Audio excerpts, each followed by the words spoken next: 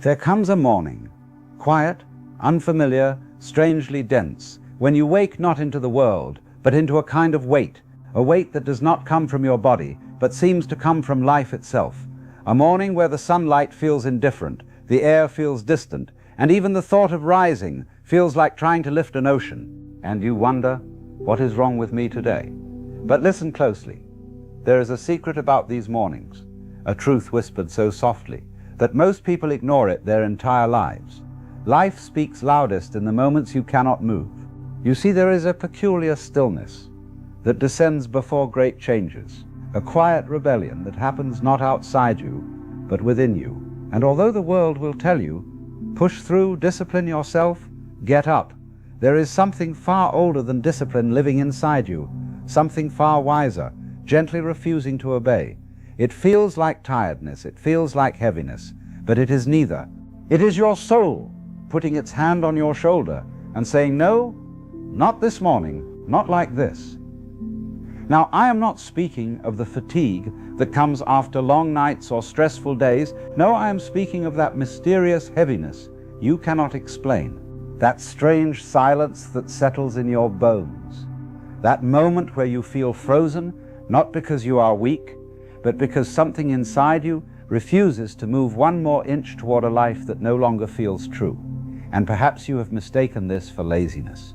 Perhaps you have scolded yourself for lacking strength or motivation. Perhaps you have whispered, why can't I get up? Why can't I do what everyone else seems to do so easily? But let us consider a radical possibility. What if the heaviness is not an enemy, but a guide? What if the very moment you think life is abandoning you is actually the moment life is redirecting you? You see, human beings have become experts in ignoring themselves. We have learned to silence every subtle feeling, every quiet intuition, every inner tremor that tries to whisper, something is not right.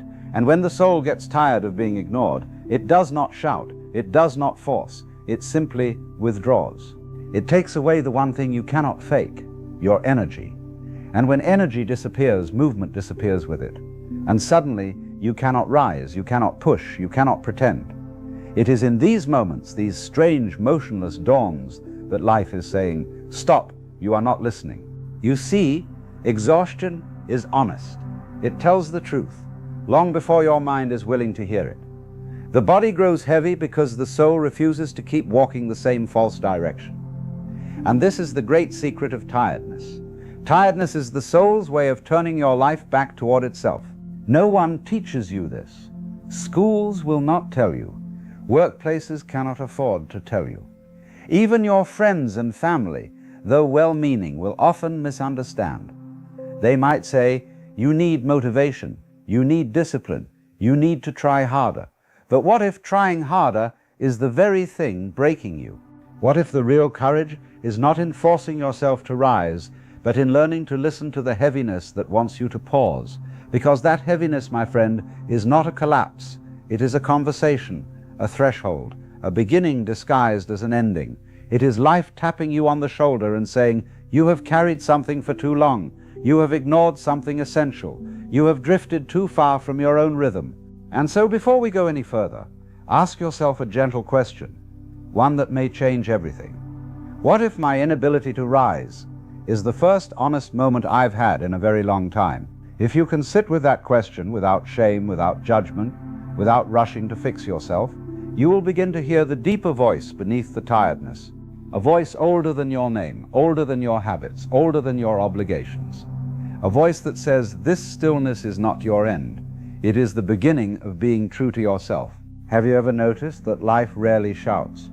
It almost never grabs you by the collar and demands, stop, you're going the wrong way. No, life is far more subtle than that. Life prefers whispers, interruptions, small collapses, and curious pauses. Sometimes the greatest message you will ever receive comes disguised as the sudden disappearance of your energy. And you may think, but I slept, I rested, I did everything right. So why do I feel like there is no fuel left in me? But that is precisely the point. Physical tiredness has reasons, but this is something far stranger. This is the soul quietly withdrawing its cooperation. You see, the mind can insist, command, force, push, but the soul does not argue. When something is no longer aligned with your deeper nature, the soul simply steps back, and without the soul's support, the body refuses to move. It's like having a brilliant engine with no spark. Everything is there except the life behind it. And so you sit there wondering, what's wrong with me? But nothing is wrong. Something is speaking. The soul does not abandon you, I once said to a friend. It merely refuses to power what is not yours anymore. And that is exactly what happens. The energy you relied on, the push, the fire, the momentum, begins to fade. Not because you are weak, not because you lack discipline, but because you have wandered too far from the truth of yourself. You see, energy is not manufactured by willpower. Energy is the natural byproduct of alignment. When you do what is true for you, even difficult tasks feel light. But when you walk a path that contradicts your inner nature, even the simplest movement feels impossible. Consider how rivers flow effortlessly when following their natural course. But when forced uphill, they become stagnant. The river hasn't failed, its direction simply opposes its nature. And humans are no different. When the direction of your life no longer matches the direction of your soul, your energy does not rise to meet the day. It falls away. And the falling away is not failure, it is redirection. Sometimes the soul withdraws energy because a relationship is draining your spirit, a job is contradicting your values, a lifestyle is suffocating your curiosity, a dream you once chased no longer belongs to you, or you have been living by expectations that were never your own. And rather than shouting, the soul does something far more compassionate. It simply stops giving you the strength to continue. Not this way, it whispers, not anymore. It is an act of rebellion, but a gentle rebellion, the kind that protects you from betraying yourself. And this is where most people misunderstand their exhaustion. They believe they have failed themselves, when in truth they have finally become honest. Have you noticed how your body becomes heavy the moment you consider doing something that doesn't feel right? How your breath shortens when you imagine returning to a place that drains you? How your chest tightens when you think of repeating a version of yourself that you've outgrown? That heaviness is the soul withdrawing its energy from a direction that no longer carries meaning. The soul says, in its quiet way, I will not help you climb a ladder that leans against the wrong wall. And so the energy leaves, the motivation disappears, the desire dissolves, not because you are broken, but because you are being rerouted. The world teaches you to push harder. The soul teaches you to listen deeper. The world says, force it. The soul says, feel it. The world says, don't be weak. The soul says, don't be untrue. And perhaps this is why your energy has fallen silent. Not to punish you, not to stop your life, but to stop you from living someone else's life. Your tiredness is the compass pointing you home. Your emptiness is the space where new truth can finally enter. Your stillness is not a collapse, it is a correction. And so I invite you to consider this thought, gentle and profound. What disappears was never meant to stay. What stays was never meant to disappear. If your energy has left you, perhaps it is guiding you toward a life that finally belongs to you. There is an ancient rhythm woven into the fabric of existence. A rhythm so natural, so effortless, that every part of the universe follows it without resistance. Every part except the human being. Watch the tide for a moment. It advances, retreats, advances, retreats, a cosmic breath carved into the ocean. And none of those waves ever feel guilty for falling back. Look at the moon. It waxes, it wanes. It does not shine at full brightness every night. Nor does it apologize for dimming. Even the heart, the very drum of your life, beats in pulses of motion and pause. If it tried to beat continuously without rest, it would collapse in seconds. Nature has always known this simple truth. Nothing alive moves endlessly. Life is movement and stillness woven together. Yet human beings, strange creatures that we are, try to rise every day as though we were machines built to run without pause. We chase efficiency, productivity, perpetual momentum, and when life suddenly pulls the plug on our energy, we panic. We assume something is wrong with us. But think about this. If every living thing follows a cycle of rest and return, why should you be the only exception? You see, there comes a moment when life gently places you back into the rhythm you abandoned, a moment when your body slows, your thoughts soften, and your energy quietly drains, not to punish you, but to reintroduce you to the natural order of things. This is why, when you suddenly can't rise, it feels strange, unnatural, wrong, but in truth, you are experiencing something profoundly right. You are remembering the rhythm of existence, and perhaps this is the real meaning of tiredness, not a failure of strength, but a reminder that you have been moving without harmony, that you have been trying to bloom without winter, trying to exhale without inhaling first. Let me tell you something simple, yet radical. Stillness is not the opposite of life. Stillness is where life gathers its strength. Look at a tree. It stands motionless in winter, barren, quiet, stripped of all decoration. Yet inside that silence, the tree is not dead. It is preparing, healing, restoring. Everything visible has paused, so everything invisible can grow. If a tree attempted to bloom throughout winter, it would die. If you attempt to bloom without pausing, you will break. Humans forget this because society rewards only one part of the cycle, the doing, the moving, the producing. But no one teaches the art of retreat. No one praises the wisdom of stopping. And so when life finally forces you into stillness, you think you are falling apart, when in truth you are being restored. Your inability to rise is often the soul placing you back into the season you skipped, a season of regrouping, a season of inner gathering, a season where the world quiets so your deeper knowing can speak again. You see, there is a point where the mind becomes so loud that the soul must intervene, and it intervenes not by shouting, but by slowing you down. Your tiredness is not an interruption of life. Your tiredness is life. Life saying, you have marched too far away from yourself. Come back, sit down, breathe, remember. Rest, my friend, is not a weakness. Rest is a return, a homecoming to your own being. Just consider how the bow must be pulled backward before the arrow can fly. Consider how silence must fall before music can begin. Consider how dark earth must hold the seed before anything can bloom. Every return begins with a pause. And so when you lie there unable to rise, you may think you are stuck. But something ancient within you is actually preparing for your renewal. You are entering a kind of inner winter, a place where your roots grow deeper, where the noise fades, and where truth can gather itself again. The modern world would call this procrastination, laziness, inefficiency, but the soul calls it alignment, timing, preparation. Sometimes life slows you down because the next movement requires more of you, more clarity, more honesty, more presence than you currently have. And the only place to gain those things is in the quiet. So when you feel yourself collapsing into stillness, try not to resist it. Instead, hear the whisper beneath the fatigue. You are not stopping life. You are allowing life to catch up to you. And when it does, when life gathers its strength in you again, movement returns naturally, effortlessly, like spring after winter, like breath after breath. But for now, stillness is your teacher. Stillness is your medicine. Stillness is your return. There is a kind of tiredness that does not come from the muscles, nor from the lack of sleep, nor from any physical strain.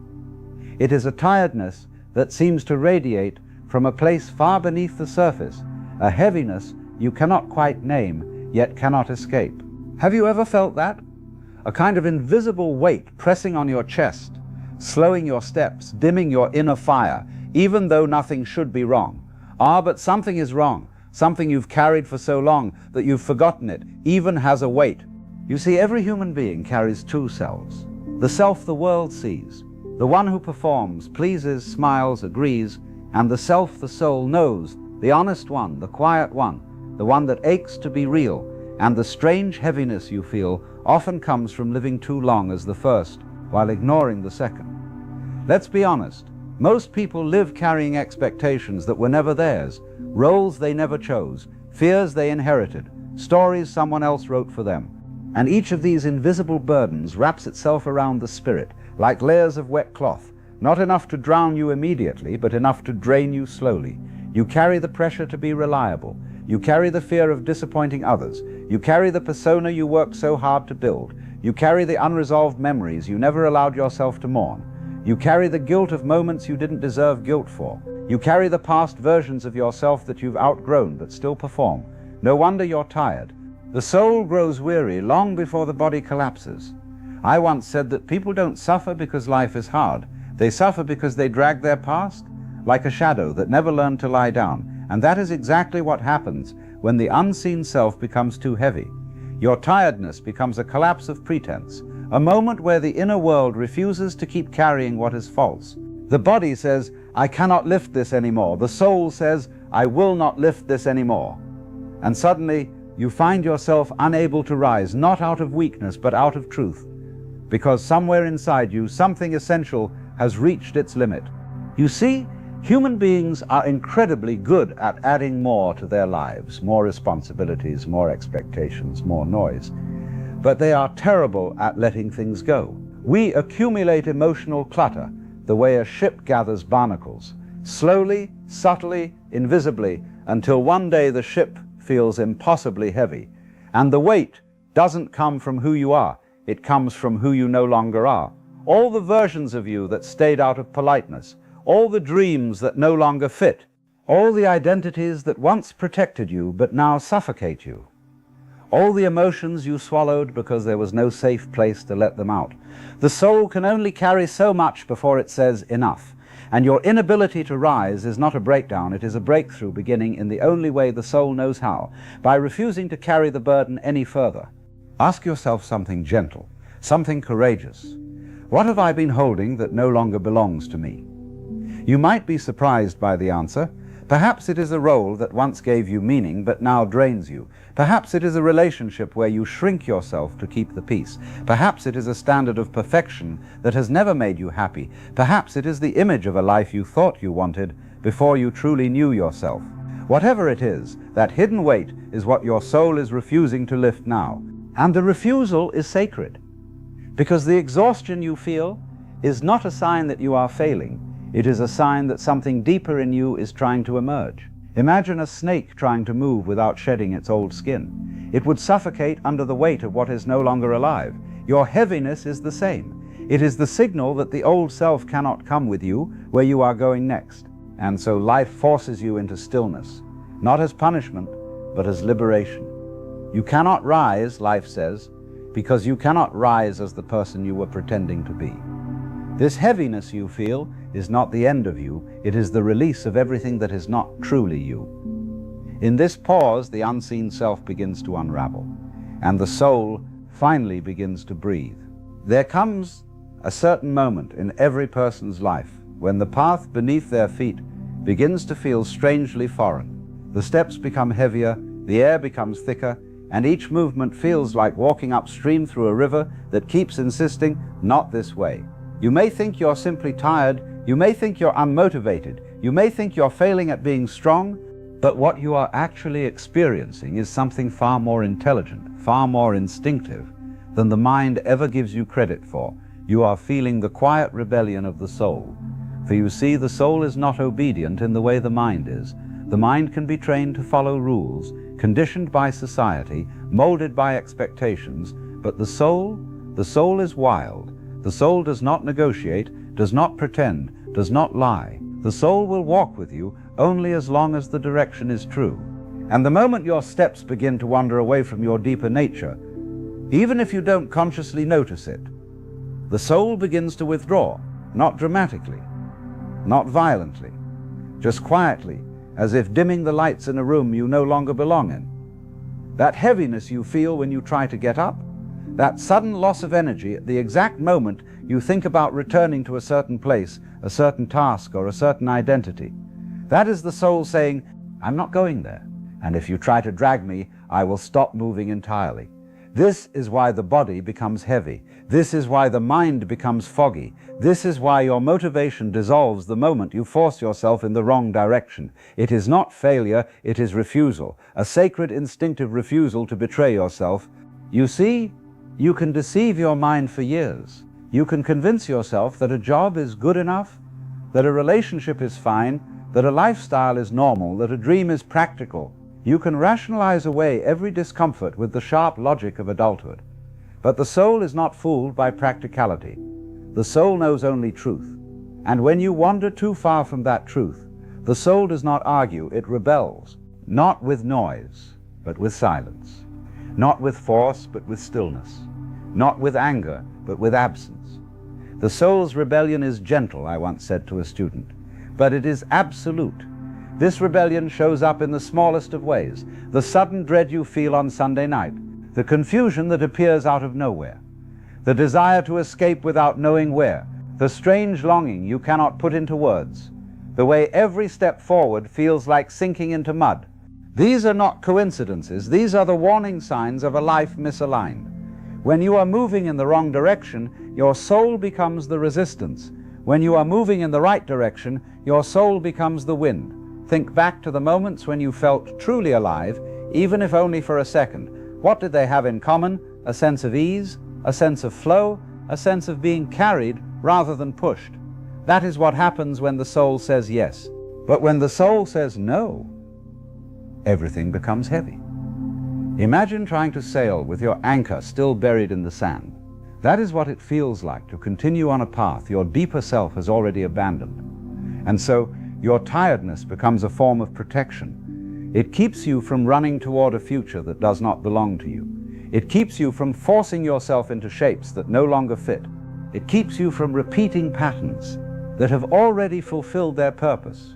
It keeps you from pretending you are satisfied when you are quietly starving for meaning. The world will tell you to push harder, but life itself is refusing to let you push.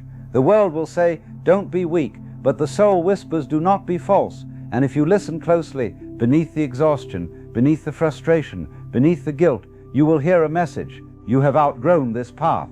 Let it go. Your heaviness is not a sign that you are lost. It is a sign that you are finally being guided, because the soul does not sabotage you. The soul saves you. It stops you from continuing toward a life that was never meant to be yours. It slows you down so that truth can catch up. It empties you so the right direction has space to enter. This rebellion is not your enemy. It is your compass. The moment you honor it, the heaviness begins to lift, not all at once, but the way dawn slowly replaces the night. For now, let the rebellion speak. Listen to it, respect it, because it is not saying, stop living. It is saying, stop living what is not true. There comes a peculiar moment, often quiet, often unexpected, when life presses a gentle finger to your lips and says, be still. Not out of punishment, nor out of failure, but because something within you has gone unheard for far too long. And when you finally stop moving, when the rushing thoughts settle like dust in a sunbeam, something extraordinary happens. You begin to hear what movement once hid. You see, as long as you keep marching forward, repeating the familiar rhythms of your life, you remain wrapped in a kind of inner fog. The noise of constant activity becomes a shield, a way to avoid the deeper movements stirring beneath your awareness. But when you can no longer rise, when stillness is no longer a choice but a necessity, that shield falls away. The silence that surrounds you becomes a doorway, and through that doorway truth begins to return, not with thunder, not with grand revelation, but with a quiet certainty, like a whisper beneath the breath of the world. There is something here you must see. In your stillness, the soul begins its work. It reveals the thoughts you pushed aside, the emotions you buried beneath routine, the longings you ignored out of caution or habit. These hidden parts of you rise gently, like lanterns floating to the surface of a dark lake. Every hidden truth has been waiting patiently for this very moment, the moment when you finally stop running. Because movement, though necessary and beautiful in its own time, can also become a way of escaping yourself, running and running, without ever questioning where you're going or why. But the soul waits for stillness. The soul speaks in silence. When you stop, I once told a friend, life can finally catch up to you. In this forced pause, this moment where your energy retreats, something inside you begins to rearrange itself. Old illusions crumble. Unseen wounds rise for healing. Forgotten desires reveal their shape. The inner world shifts its tides, and suddenly you notice things you never noticed before. Perhaps a feeling that has lived inside you for years finally takes form. Perhaps a quiet dream long buried under duty begins to stir. Perhaps the version of yourself you pretend to be starts to fall away. Stillness is the great revealer. When life refuses to let you move, it is because movement has been hiding something essential, something that must be seen before you can take a single meaningful step forward. And so you lie there, caught between what you were and what you are becoming. The old self loosens its grip. The new self is not yet born. You stand in the inner twilight, a place where everything feels unfamiliar, yet strangely honest. This twilight is sacred. Many people fear it. They rush to fill the silence with noise, to busy the mind with distractions, to avoid the uncomfortable truth that rises when all motion stops. But you, in this moment, have been chosen to pause. Not to imprison you, but to liberate you, because in your stillness, you begin to see which desires were genuine and which were borrowed, which paths were meaningful and which were escapes, which fears were warnings and which were illusions, which parts of you were alive and which were leftover performances. Stillness reveals the architecture of your inner world. It shows you what survives when all effort is stripped away. And what survives is always the truth. Think of a pool of water constantly disturbed by wind and motion. You can never see your reflection clearly until the surface becomes calm. Only in stillness does the water turn to glass. The same is true of you. In the quiet where you cannot rise, where no step can be forced, the surface of your being becomes still enough for you to finally meet yourself without distortion. And what a beautiful, humbling encounter that is, to look inward and see the truth of your desires, your fears, your longing, your authenticity. Stillness reveals not only what you are, but what you are not. It dissolves the clouds that movement once kept swirling. It removes the masks you forgot you were wearing. It uncovers the path you were meant to walk long before the world convinced you otherwise. When movement hides the truth, the soul says, stillness will bring it back. This exhaustion you feel, this pause you did not choose, is not a void, it is a passage. And on the other side of this quiet, your life will look different. Not because the world has changed, but because you will have seen what you could not see before. In this silence, you are not losing yourself. You are finding the self that movement buried. You may notice it first as a quiet shift inside you, a subtle loosening, as though the inner knots that held you still have begun to unwind. Not a dramatic moment, not an explosion of clarity, but a soft turning of the inner tide. Almost like a bird stretching its wings after a long night, you begin to feel the faint impulse of movement again, not forced, not demanded, simply natural. This is how life returns to you, not with commands, but with invitations, not with pressure, but with possibility. You see, your stillness was never a pause in your life story. It was part of the story, a chapter written in a quieter ink, but no less important than the ones filled with noise and motion. Something within you has been healing, reorganizing, remembering, and now that inner work begins to reveal its effect. It shows up in unexpected ways, a thought that feels a shade clearer than yesterday, a feeling of space in a part of the heart that once felt crowded, a tiny spark of curiosity about something you thought you'd lost interest in, a gentle awareness that the heaviness no longer holds you the way it once did. This is not a return to your old self. It is the emergence of a deeper self. The soul does not rush, I said once. It arrives in its own time, and that is what you are experiencing now, arrival. Not the forced rising the world demands, but the effortless rising that truth creates. You are beginning to stand, not because you should, but because your inner being has aligned itself again. Because the direction you're turning toward is no longer a betrayal of your nature. Because the weight you carried has dissolved enough for movement to feel possible, even welcome. Think of a seed beneath the earth. For weeks, perhaps months, nothing appears on the surface, but underneath, life is building itself, forming roots, preparing a future. When the moment is right, the seed does not burst upward and struggle. It simply grows because it cannot do anything else. You are that seed. Your stillness was your rooting. Your new movement is your unfolding. And the beauty of this moment lies in its authenticity. You are not rising out of guilt. You are not rising out of panic. You are not rising to satisfy anyone's expectations. You rise because life once again is flowing through you. It is an inner permission, not a command, a natural impulse, not a demand of the mind. Now, if you listen closely, you may hear the whisper at the center of your being. You are ready for the next step. And that step does not need to be large. It does not need to be heroic. It only needs to be honest. One truthful step is worth more than 1,000 steps taken in fear and pretense. You have learned something rare, that movement without alignment is exhaustion, and stillness without presence is avoidance. But stillness with presence becomes transformation. You have discovered that tiredness can be a doorway, not a defeat, that silence can be a teacher, not a void, that life pauses you not to break you, but to bring you home to yourself. And now the path ahead reveals itself, not sharply, but gently, not with certainty, but with sincerity. You are no longer trying to force your way into the world. You are letting the world move through you. Strength is not in the pushing, the soul says, but in the allowing. And so as you rise again slowly, quietly, truthfully, you do so not as someone trying to become worthy, but as someone who finally understands they always were.